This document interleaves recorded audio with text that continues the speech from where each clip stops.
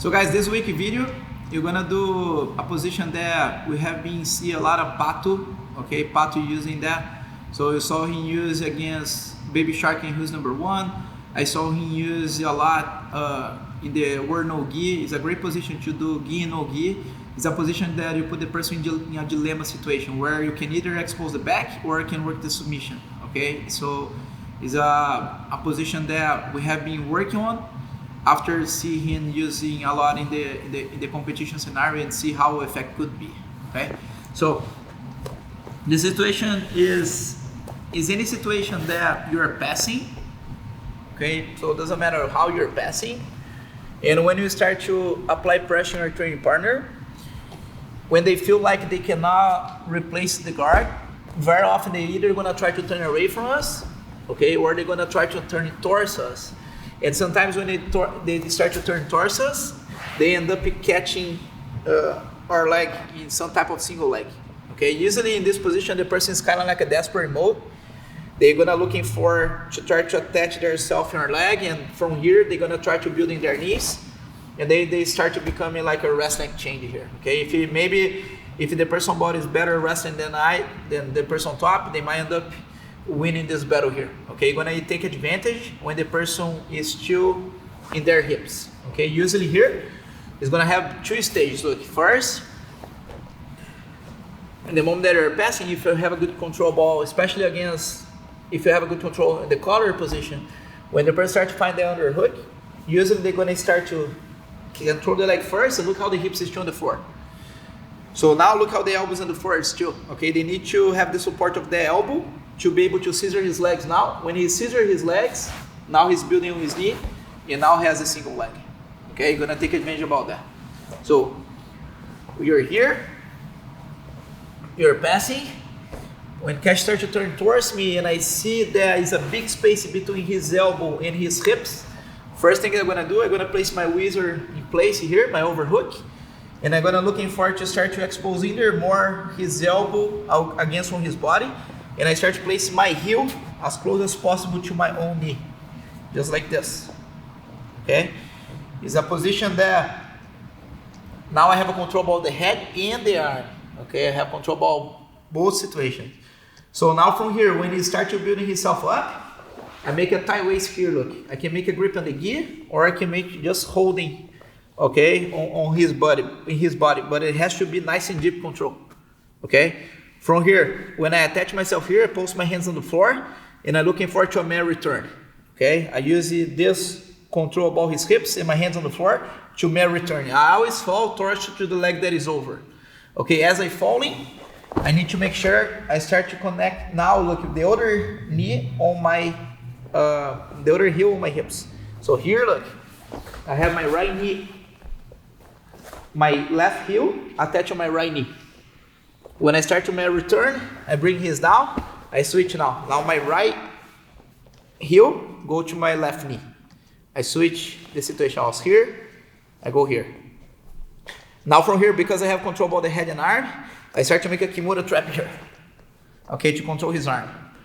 From this Kimura trap, you guys can start to lock just in purpose of control. I don't have the submission yet, okay, I don't have the triangle yet.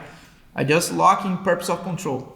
Now, with this lock in place, I start to looking for any type of material, either the belt or the lapel, doesn't matter. Whatever control, I can have one free hands to work against his arm. Okay, usually here he's gonna connect his hands. Okay, usually he has the hands connected here. Whatever control I can make here, just control his bottom hands. Now I have one free hands that I'm gonna start to jig between my leg and his arm, and I catch his triceps. Now the mechanic of the submission order is extremely important. I'm gonna use my bottom toes on the floor to kind of like almost go invert, and I shoot my right leg through until my heel touch his armpit, and the left leg go all the way in. Look how my left leg go all the way in, I shoot all the way through. Now from here I lock the triangle. I always with my bottom leg. Extremely important details now.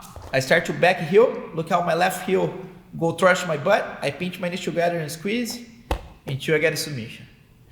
If your partner from some reason is not tapping, you guys will have the opportunity to start to control the wrist and start to push against your own leg down close to your knee and lock like a Kimura. And the person will tap in this position. Okay? So let's see again.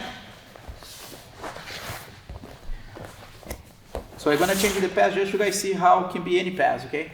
So maybe you're passing more towards the Toriano pass. Maybe you have some type of Toriano pass. When you start to get close, the person feel the pressure of the pass, they start to turn.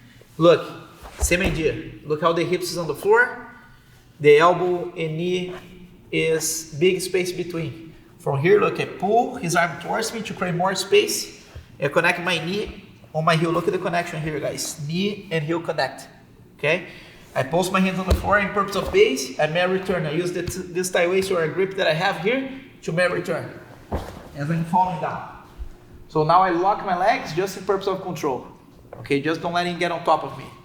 From here, usually he's gonna lock his hands together and make a Kimura grip. From that Kimura grip, look, I go with my wrist dip here, guys. Look, this is a very important detail. I go with my palm facing up and dip in the wrist.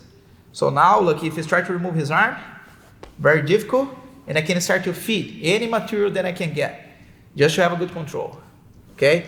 So now I have one free hands, and I go with my hands between my knee and his arm, and I catch. I catch right on his triceps. I post my toes on the floor, I go invert, almost invert, I shoot my leg through, my bow legs through. My bottom knee especially, my top leg, I need to make sure my heel is close to his armpit. Now I lock the triangle, always with my bottom leg. I back heel, pinch my knees together, and I have a nice triangle. Some reason it's not tapping, I always have the opportunity to start to grab his wrist and start to push his hands down close to my knee. And I finish with the shoulder lock with the Kimura type of angle there. Okay? So it's a situation that if you start to work on, you guys are going to start to see from every position.